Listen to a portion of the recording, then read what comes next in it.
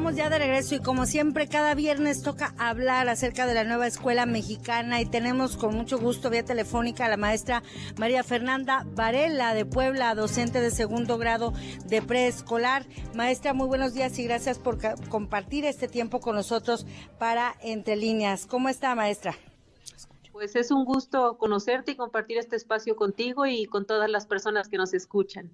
Maestra, bueno, yo en primer lugar, antes de hablar acerca de Desde el Aula, yo le quisiera preguntar cómo ha visto esta cabina itinerante, que también los micrófonos de Imer Noticias hayan llegado hasta acá y se encuentren justo en la frontera, en un momento pues también sensible para ambos países, para la relación México-Estados Unidos. Yo en primer lugar le quería preguntar cómo nos ha escuchado, maestra. Bueno, pues me parece que, pues, como usted dice, pues es una gran pues, oportunidad visibilizar siempre este tipo de conflictos y de situaciones, ¿no? Y bueno, creo que a nosotros como docentes siempre son cosas que nos competen porque son realidades, ¿no? Por ejemplo, en mi escuela tengo muchas niñas y niños que tienen padres migrantes y siempre, pues, este tipo de conflictos tiene impacto también en las cercanías, ¿no? de nuestras localidades, a pesar de que no estemos geográficamente cerca de la frontera, pues sí tienen mucho impacto. ¿Cuál es el impacto, maestra, ya que nos está compartiendo? Porque sin duda es uno de los fenómenos que tiene o que ha adquirido una mayor visibilidad, sobre todo por el gran número de personas que ha llegado en los últimos años a nuestro país. Esto a la hora de la docencia, a la hora de las clases, ¿cómo les ha impactado, maestra? Porque, como le mencionaba anteriormente, forma parte de la realidad de las niñas y los niños. En los últimos años, yo llevo trabajando en mi escuela unos 13 años y en los últimos años hemos visto un aumento en toda esta población que tiene la necesidad de emigrar, ¿no?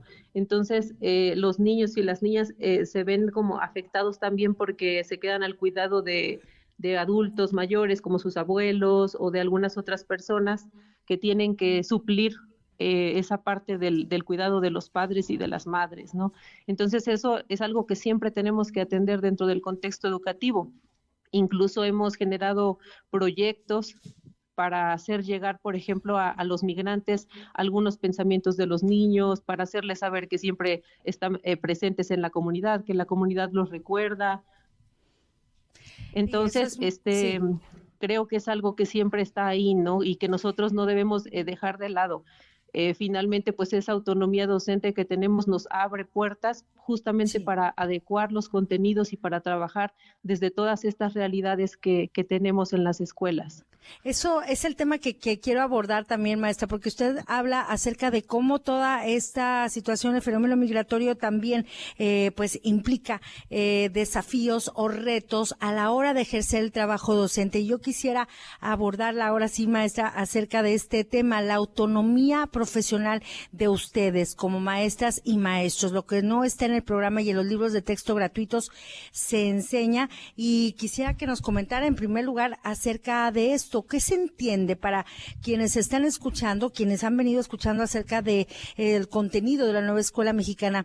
¿Qué entendemos por autonomía profesional, maestra? Bueno, pues en primer lugar, la autonomía como concepto representa la posibilidad de tomar decisiones, ¿no? O esa capacidad de decidir por sí mismos y por sí mismas. Y trasladando este concepto al ámbito docente, pues nos permite valorar los distintos escenarios de la escuela, en la comunidad también, y aparte trazar rutas que orienten el trabajo, que focalicen lo importante, que emprendan acciones de mejora, teniendo siempre en la mirada a las niñas y los niños, a sus familias, los vínculos que se tejen en el día a día, los lazos que se crean al convivir en la escuela, los procesos de aprendizaje que se generan y que se alimentan con las reflexiones y con los saberes de todos y todas. Pues todo esto se comparte en el espacio escolar y forma parte también de ese escenario sobre el cual nosotros hemos de tomar decisiones.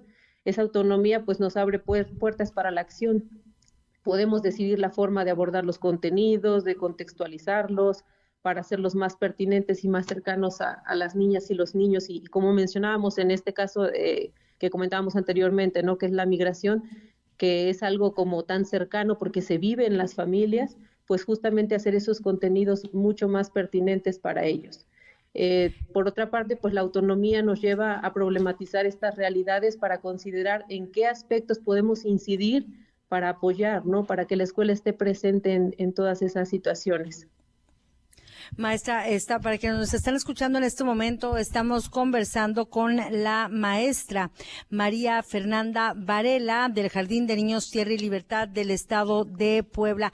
Y justo estábamos hablando, usted nos estaba ya adentrando en este tema de el hecho de que como maestras y maestros puedan hacer una adecuación de los contenidos.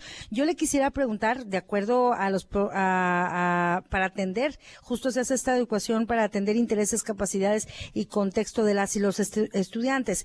En este sentido, por ejemplo, cuando hablamos de alumnas, alumnos, alumnos migrantes, allí, por ejemplo, ¿cómo se aplica la autonomía profesional a la hora de impartir los contenidos pedagógicos, maestra? Bueno, la realidad que a nosotros nos ha tocado vivir es en realidad de las familias que migran y que dejan a nuestros niños ahí, ¿no? En la escuela. Entonces, nosotros tenemos que hacer un papel de contención.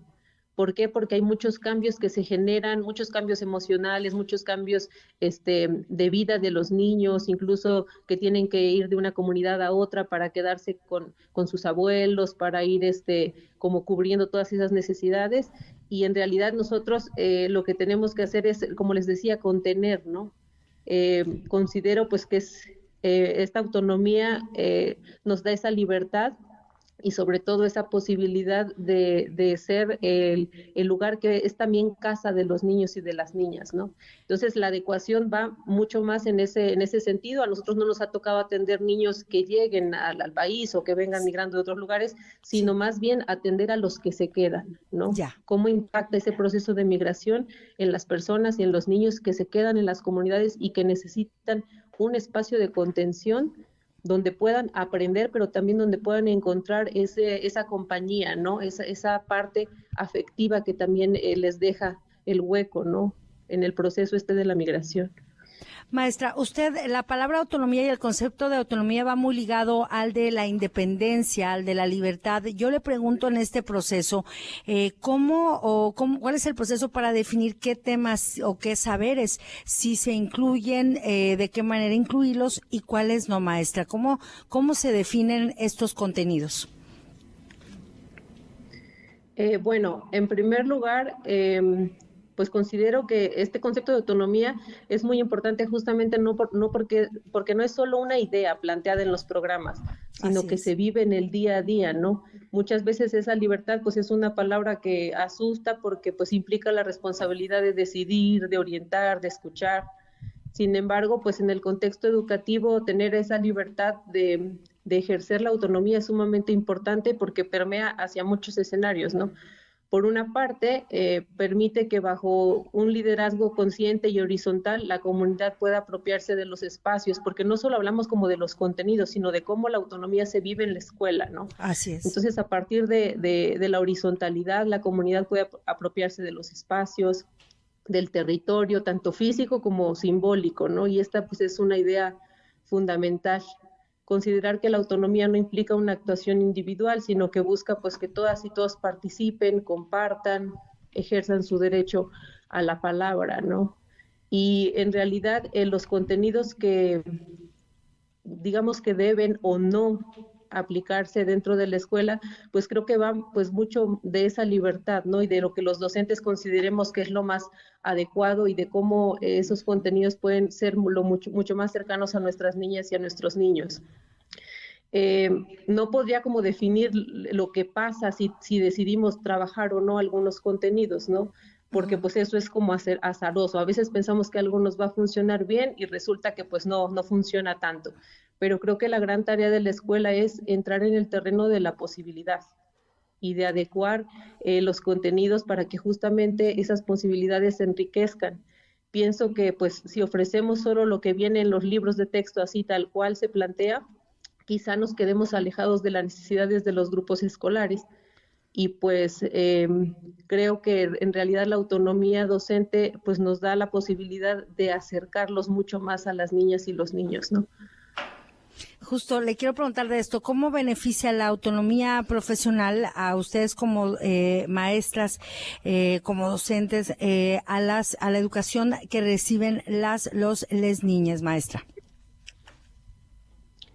Bueno, pues nos beneficia enormemente, pues en sí, hablando más de nuestro gremio como una parte importante de la sociedad, pues la autonomía docente puede ejercer una fuerte influencia en la forma en que se percibe al maestro y a la maestra, ¿no? Porque implica reconocer que la tarea pedagógica es compleja y que cada docente es capaz de asumir corrientes diversas a la vez que también construimos pedagogía, ¿no? La tarea educativa no es algo estático, sino que se nutre con las decisiones didácticas y de actuación cotidiana. El hecho de que la autonomía docente sea uno de los conceptos explícitamente abordados en el programa, pienso que fortalece mucho nuestra profesión y que reconoce y confía en las capacidades de las maestras y los maestros, ¿no? Porque somos quienes estamos cercanos a los estudiantes y quienes podemos percibir las realidades complejas que se viven en las escuelas. Uh-huh. ¿Y al alumnado, maestra? Bueno, al alumnado lo beneficia enormemente. Si me permites comentar, por ejemplo, sí. No sé, uno de los proyectos que realizamos en la escuela es un proyecto que se llamó La vida en mi comunidad. Y aquí es un claro ejemplo de cómo la contextualización, y que es justamente donde esa autonomía docente tiene efecto, pues llega a las niñas y los niños, ¿no? El proyecto tuvo el objetivo de reconocer las principales características de la comunidad y poder compartir saberes locales. Vinculaba contenidos de los 4 campos formativos y se contextualizaron de manera que todas las actividades partieran de lo que saben las familias acerca de la comunidad, para luego recabar información y elaborar un pequeño fanzine que llevaba ilustraciones de los dibujos de los niños, llevaba una historia escrita por un abuelo de la comunidad, llevaba recetas de cocina recuperadas igual de ahí de la tradición local. También llevaba recomendaciones de los lugares para visitar en la comunidad, como por ejemplo la biblioteca comunitaria o una escultura que tenemos que se llama La Flor de la Vida y que representa rasgos culturales de los alrededores. Bueno, pues este proyecto fue muy bonito porque las niñas y los niños reconocieron cosas de la comunidad y a la vez se dieron cuenta de que ellos ya sabían mucho de lo que se compartió. Entonces, pues dio esa oportunidad de que participaran muy activamente y de que se nutrieran, ¿no? Con los saberes que se iban compartiendo. También, por ejemplo, se rescataron los saberes de algunas personas que todavía hablan el náhuatl en la comunidad, aprendimos frases, palabras. Entonces, todo eso se hizo como producto de esa autonomía porque fue la capacidad que se tuvo en el momento para decidir sobre la implementación de un proyecto escolar, adecuando los contenidos y los procesos de desarrollo y aprendizaje. Gracias, maestra. Y bueno, ese es un ejemplo, pero por lo regular, o sea, esto es algo que se vive todos los días, ¿no? Porque la autonomía docente está viva dentro de la escuela. Por ejemplo, los ejes articuladores, que es algo que se trabaja siempre, tienen que estar presentes en las relaciones, o sea, en lo que nosotros decimos a los niños, en la manera que los escuchamos y las escuchamos, que en la manera que nosotros pensamos sobre los materiales que vamos a implementar, sobre qué cosas es más adecuado tratar y qué otras no tanto. Entonces, la autonomía permea en el día a día, en la cotidianidad de la escuela, no solo en la planeación, ¿no? En el ponerla dentro de un proyecto en papel, sino en lo que realmente se vive todos los días. Maestra, estamos conversando para quienes nos escuchan en este momento con la maestra María Fernanda Varela Moroni, maestra del Jardín de Niños Tierra y Libertad en Zacapoaxtla, Puebla. Y yo terminaría también con esta pregunta, porque sí, pareciera novedoso este concepto de autonomía profesional establecido en el proyecto de la nueva escuela mexicana. Pero entonces, maestra, ¿qué pasaba antes? O sea, ¿cómo era el proyecto educativo anterior donde no se les daba este reconocimiento o ejercer esta autonomía? ¿Cómo entonces era antes o cómo se aplicaba o se impartía conocimiento sin contar con esta característica, maestra? ¿Cómo era entonces la educación o cómo se impartían sin este rasgo, maestra? Bueno, en preescolar siempre se ha tenido la posibilidad de decidir los contenidos que se van a impartir, ¿no? Pero el hecho de que explícitamente esté tratado en el programa de la nueva escuela mexicana, como te mencionaba, nos permite tener mucha mayor conciencia de esa responsabilidad docente y de esa parte profesional también, ¿no? Porque recae en nosotros muchísima responsabilidad al poder nosotros adecuar directamente un contenido. El programa sintético nos presenta contenidos nacionales que se deben abordar sí o sí, ¿no? Pero sobre esos contenidos nosotros podemos hacer ajustes para que sean mucho más cercanos a las niñas y los niños, ¿no? A sus familias, al propio contexto de la comunidad. Entonces, bueno, pues esta autonomía representa también esa confianza que se tiene en la capacidad de los docentes. Y como te mencionaba anteriormente, en hacer conciencia sobre la responsabilidad de tomar decisiones dentro de la escuela, ¿no? Porque nosotros al elaborar nuestro programa analítico, tenemos como esa posibilidad de hacer pedagogía, de hacer didáctica también y de plasmarla en un proyecto que va a orientar el trabajo durante todo nuestro ciclo escolar, ¿no? Hacer ese codiseño de los contenidos, pues nos da esa responsabilidad, o sea, qué vamos a poner, qué vamos a ajustar en un determinado momento, ¿no? Maestra, pues le agradezco mucho por todo este tiempo y compartirnos, pues más, detallarnos más en qué consiste uno de los conceptos que son clave y como usted ya lo señalaba, está ya definido así de manera plena en el proyecto de la nueva escuela mexicana. Gracias, maestra Varela. Gracias a usted por la invitación.